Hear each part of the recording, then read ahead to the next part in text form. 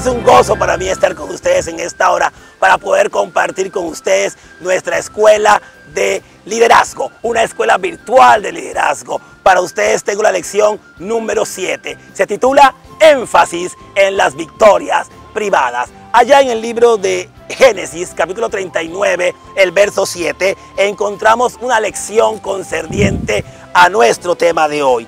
El versículo 9 dice: no hay otro mayor que yo en esta casa, y ninguna cosa me ha sido reservada sino a ti, por cuanto tú eres su mujer. ¿Cómo pues haría yo este gran mal y pecaría contra Dios? Es la historia de José. José, el esclavo que estaba en medio de Egipto. José había sido arrancado de su tierra por envidia, había sido vendido por sus hermanos a la esclavitud. Los madianitas lo habían llevado a Egipto. José, ya el niño mimado, estaba allí siendo un esclavo. Entonces José, que con la gracia de Dios había prosperado, ahora era mayordomo en medio de Egipto, era mayordomo en medio de la casa del oficial de Potifar, es decir, el oficial importante del rey. Y cuando José comenzó a crecer, vino delante de él la tentación. Vino esta mujer, la dueña de la casa, una mujer casada, a insinuarle peticiones sexuales a Josué.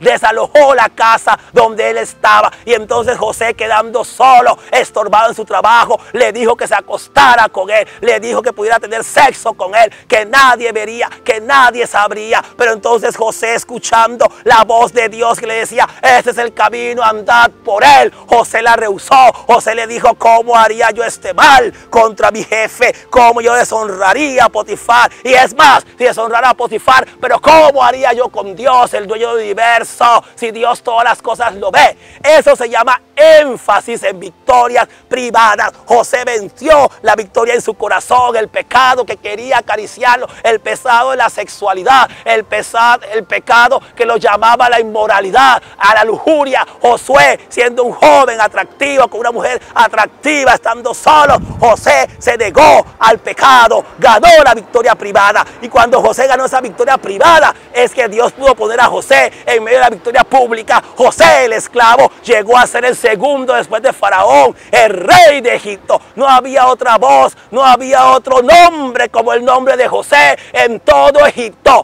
¿Por qué? Porque había ganado las victorias privadas para que luego tuviera derecho a las victorias públicas. Así también Dios hace hoy. Si tú logras ganar las victorias privadas sobre el pecado, ese pecado que nadie ve, que nadie sabe, sobre el yo que está en tu corazón, si logras ganar, Dios te va a dar victorias privadas y públicas. Pero ¿cómo osamos nosotros hacer las cosas al revés? ¿Cómo buscamos las victorias públicas antes que las privadas? ¿Cómo queremos que la gente nos vea por fuera, que la gente nos alabe nuestro gran nombre, ocupar un puesto, un título, cuando estamos corrompidos por dentro, cuando estamos llenos de pecado por dentro, y cuando estamos en medio de la fama, en medio de la opulencia, en medio de los aplausos del mundo, viene la caída? Porque es que el que ensalza será humillado, y el que se humilla será ensalzado. ¿Cuántos líderes no conozco? ¿Cuántos jefes de congregaciones que fueron luces que desbrillaron para que la humanidad los pudiera ver aplaudidos en escenarios grandes? Ahora que son, su nombre está ahí escondido, difamado por la inmoralidad sexual. ¿Cuántos no conozco que manejaron grandes finanzas en sus empresas, pero cayeron en el robo, en el latrocinio, robaron, defraudaron el fisco, defraudaron el puesto que tenían, y ahora están debajo de una reja o escondidos, refugiados en alguna parte donde nadie los puede ver? No podéis ciertamente tener victorias públicas antes de tener las victorias privadas. Las victorias privadas tienen que ser ganadas en nuestra vida contra la codicia, contra la corrupción, contra la maldad, contra el amor al dinero, contra el amor a la exhibición, a los aplausos del mundo. Tenemos que vencer